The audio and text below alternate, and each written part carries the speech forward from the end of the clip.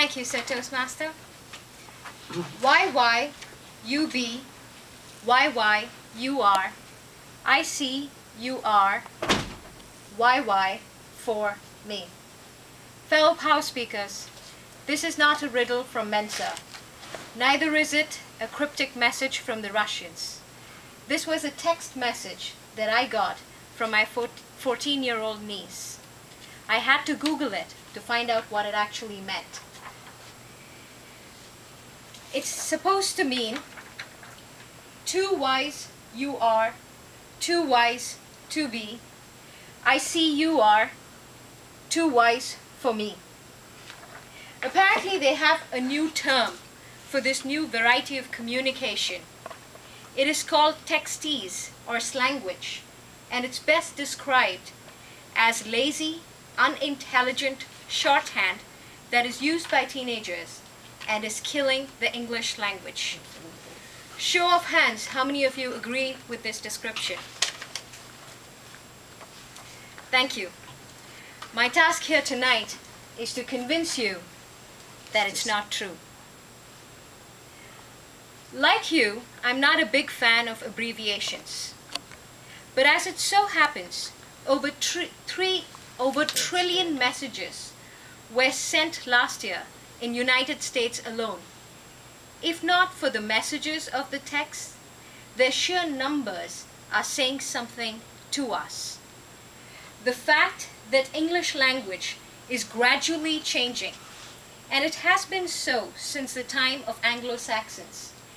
If you remember the first documented poem, Beowulf, I could have sworn that wasn't even English. From that, you have the Norman conquest, and you had what was known as Middle English. And that changed with the influence of Latin and Greek languages into what was known as early modern English, which was used during the time of Shakespeare. We finally have modern English, which was a result of Industrial Revolution and the influence of colonies like Africa and India. So you see, text messages are not really killing the English language.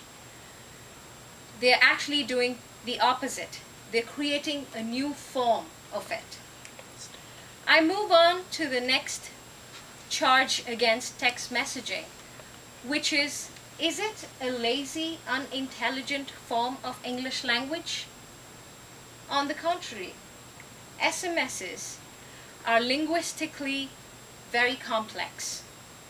I quote Emma, a professor of English literature from London, who says, "I disagree with people who say that shorthand is lazy.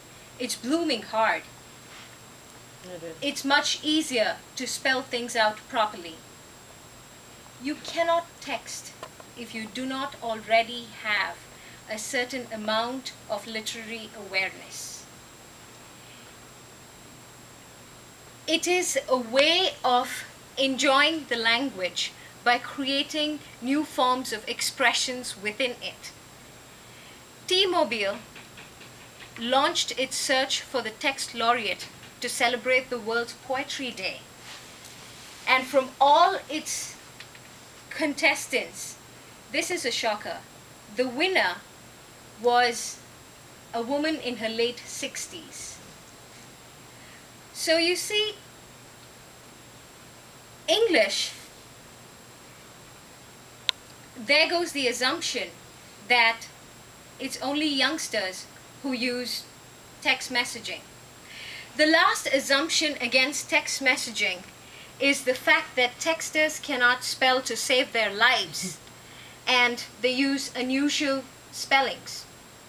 To be honest with you, this use of non-standard forms such as COS for because, WOT for what, or GISSA for give us a, have been in existence for a very long time. These short forms are such an important part of English literary tradition that they have gained entry into Oxford English Dictionary. Do you know the word COS was in existence since 1828, and the word WOT was in existence since 1829. In fact, you can look up these words in the literary works of Charles Dickens, Mark Twain, Sir Walter Scott, and so on. So English has had abbreviated words ever since the day it began to be written down. That leaves us with texting as nothing but a code used to communicate ideas in English correctly, with ease and efficiency, through a special medium, and in almost all cases to an exclusive audience. There is no disaster waiting to happen. We are not going to witness a new era that is going to grow up without knowing how to spell or speak proper English. Texting, in a simple way, is actually a language in evolution. So, LOL, you see, it is GR8 to TXT.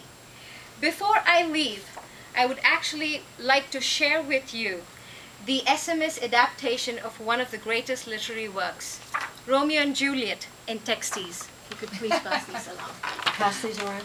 TSC MSTR. Thank you very much.